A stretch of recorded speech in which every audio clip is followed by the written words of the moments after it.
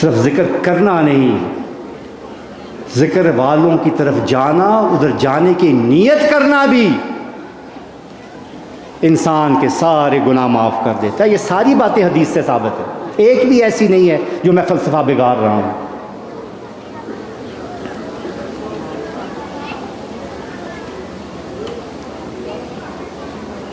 हाज़रीन मोहतरम, ये अमल जो आज आप करने के लिए यहाँ जमा हुए हैं, ये इतना अजीम अमल है कि इसकी वजह से अल्लाह ताला ज़ाकिरीन को और अपना ज़िक्र करने वालों को अपने रंग में रंग लेता है। और भला अल्लाह ताला से बेहतर रंग किसका है?